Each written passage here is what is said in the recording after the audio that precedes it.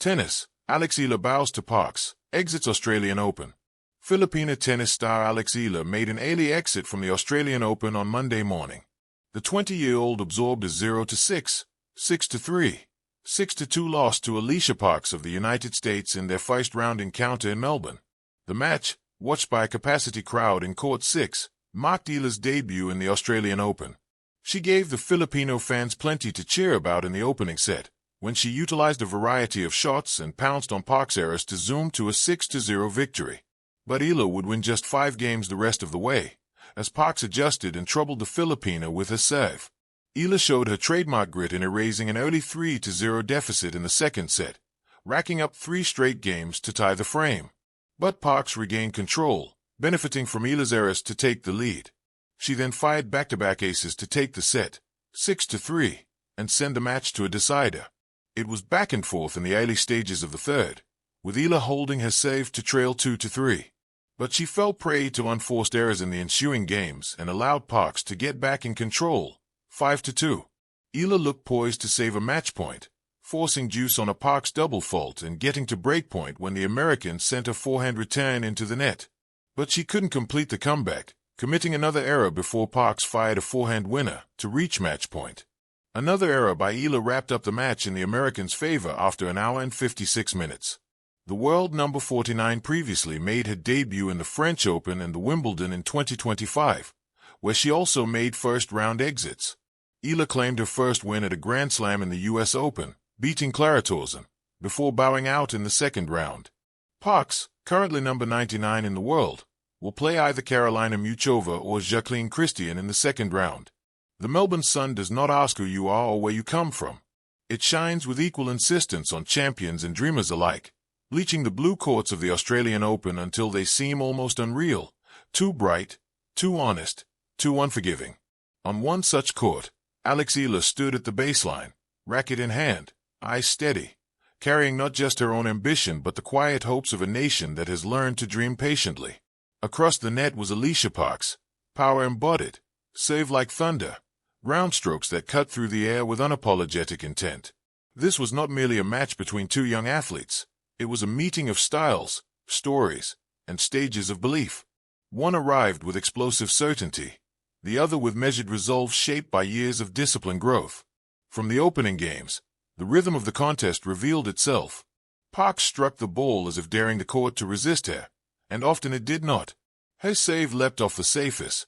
Her forehand cracked like dry wood under pressure. Eala, by contrast, worked her way into rallies, shaping points with patience, looking for angles, looking for time.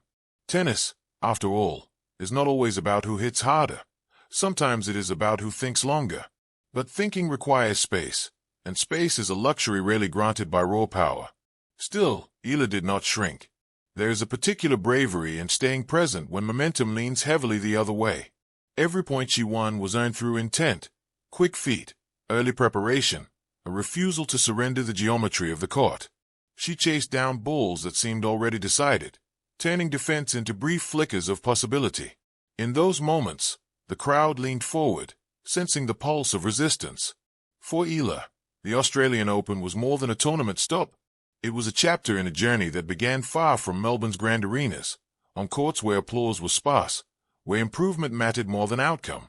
She arrived not as a finished product but as a work in progress, and there is courage in presenting unfinished dreams on a global stage. Parks, sensing opportunity, pressed on. Tennis at the elite level is merciless in its clarity. Hesitation is punished, doubt exposed. Her aggression shortened points, denied Eala the long exchanges where creativity might flourish. The scoreboard, impartial and cold, began to reflect the difference in firepower. Yet even as the match tilted, Eala's posture remained composed. There was no dramatics, no visible unraveling, only the quiet recalibration of an athlete learning in real time what the highest level demands.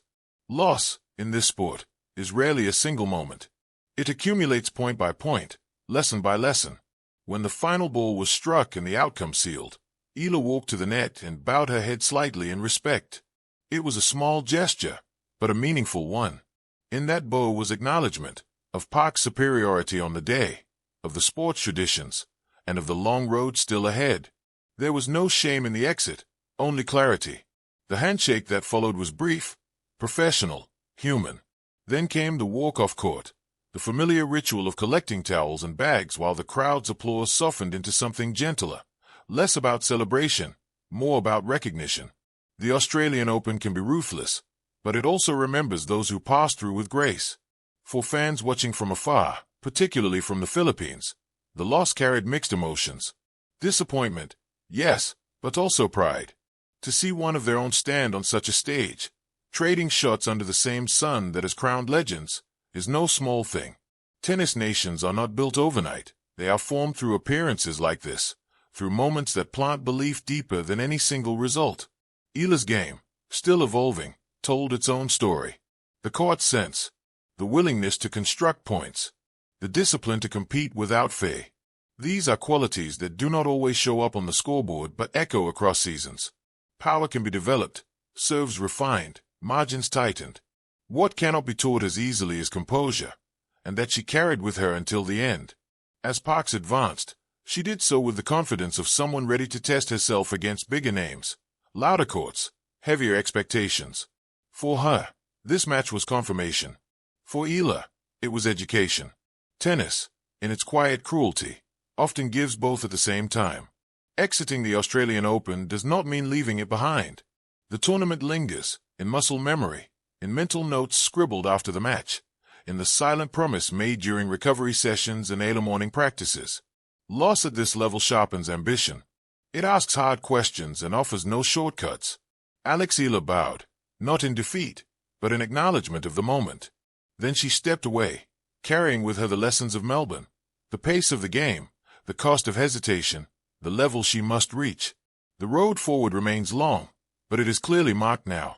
And somewhere beneath that relentless Australian sun, the dream continues, quietly, stubbornly, and very much alive.